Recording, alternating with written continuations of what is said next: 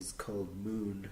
I know you haven't seen it, Bill, but it's about these clones, and the guy doesn't know that there's all these clones, and he thinks he's the only one working on the moon, but there's all these clones underneath, and they just keep replacing the guy.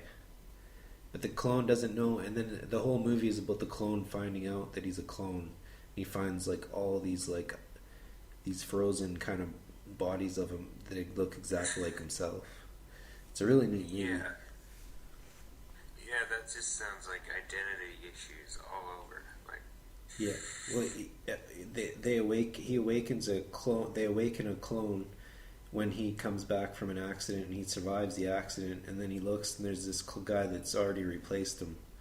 And they kind of work it out before they find out on Earth that they're gonna. yeah, Yeah, it's an interesting story.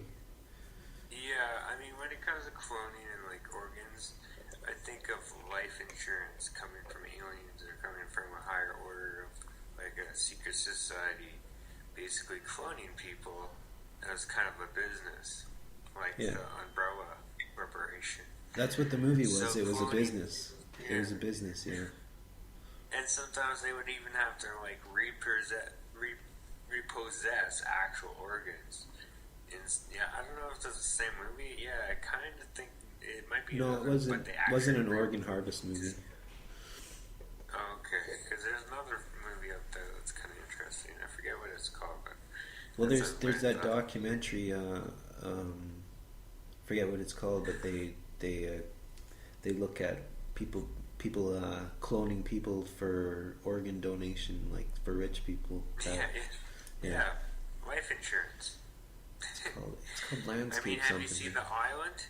The Island. Now that is an interesting movie because it does talk about how these like basically, oh, I get a trip to the island, but no, you're dying. You're getting like your organs ripped off, taken, and put into your other self, your original self, because you're just a clone for their to be harvested because of the friggin' organs you have. It's always been creepy, but unfortunately, it's probably been done in different universes. Yeah,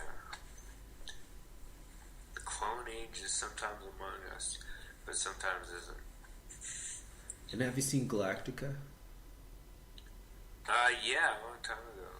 But yeah, that's That's another good that's one movie of my favorites. Yeah, because of the genetics and all that stuff. Yeah, yeah, it's all and interesting stuff too. Solaris. Although I didn't like George Clooney being an actor, is one of my favorite books. But the movie didn't match the book at all. Really, Yeah, it's just the movie was stupid. But I liked Galactica and I liked Moon, and yeah, those are some of my favorite science fictions. How about you? well, I don't know. There's some tough movies out there. I mean, I do understand like the importance of certain actual movies, even really bad ones, but people go back and watch them anyways. Like, I mean, at first some people would be, oh, you like Dune? But no, Dune is actually kind of interesting because it's all about friggin' like wow, the spice that can basically be used for multiple purposes. And yeah, I'm just thinking that these are kind of weird kind of interesting ideas about how chemicals and drugs are used. And yeah, I mean, there's a lot out there still. And I mean, sometimes there's like movies that are pretty much like, well, people expect it to happen, right? I mean, there's people that think that Back to the Future 2 is like a documentary. And that's just like, I don't know, man, because that's coming to next year. And they still are off with the whole kind of like hoverboards. I think we talked about this before, but Yeah, yeah, yeah. still. But you believe that, like, that there's these other universes that actually exist from these science fiction. Yeah, because science actually mimics science fiction, and it kind of like, yeah, because sometimes we actually get to that height of progress. But just because And science mimics science fiction doesn't mean that science fiction is true. no, more people are more interested in like fantasy now, more Yeah, compared to like science fiction. I think because science fiction is, it's becoming real with some of the things that people wrote about way back in like the 60s and shit. That was a kind of interesting age too, like the 1960s, and how this is the dawning of the age of Aquarius. And that wasn't even technically, it was weird, man.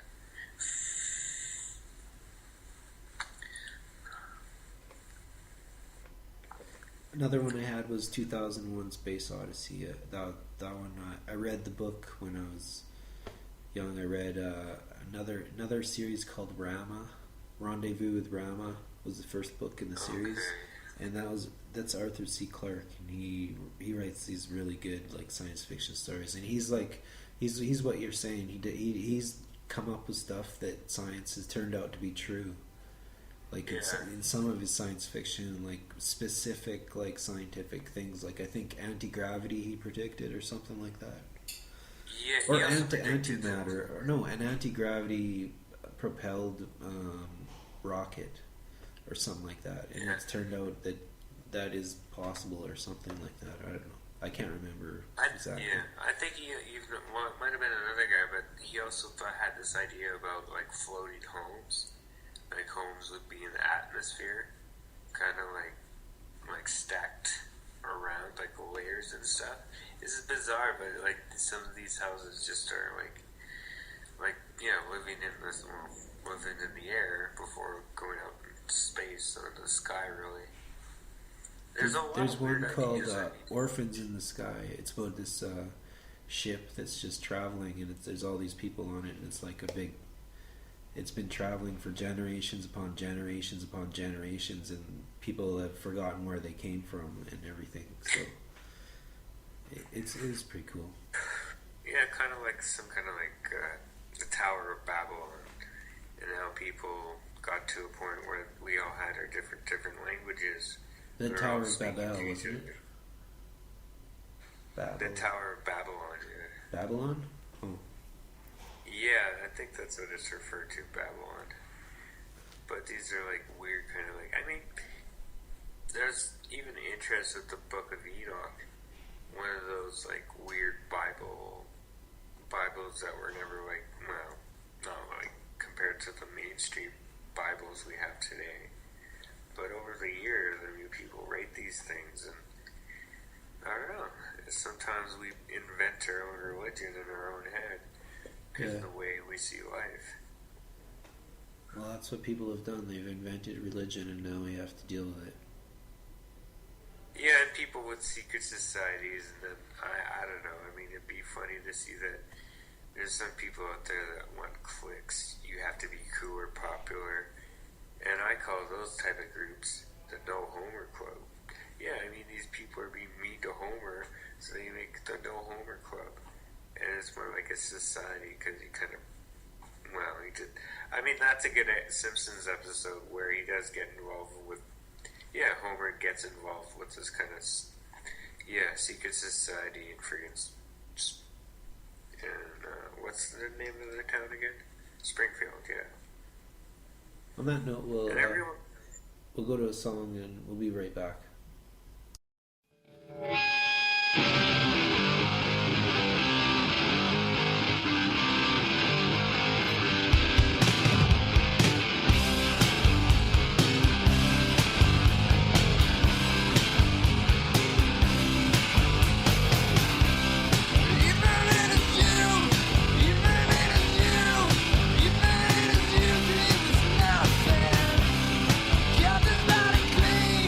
Got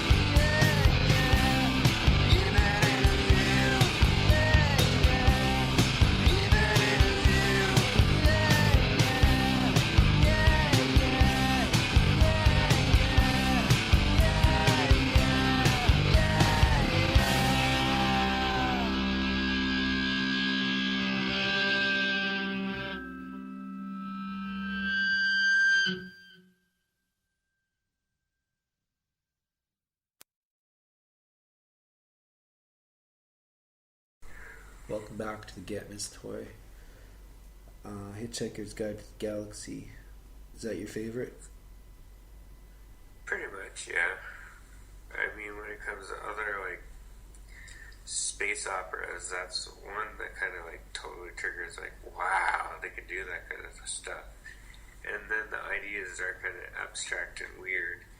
I mean, it's even kind of trippy to think about. There's people, like, building, like, worlds for, like, aliens and, like, yeah, people, humanoids, all kind of building planets. And then, yeah, I mean, it's kind of a trippy idea. There was a video game for Hitchhiker's Guide to the Galaxy also. Oh, really? Did you? What format was it on? Commodore 64. Oh.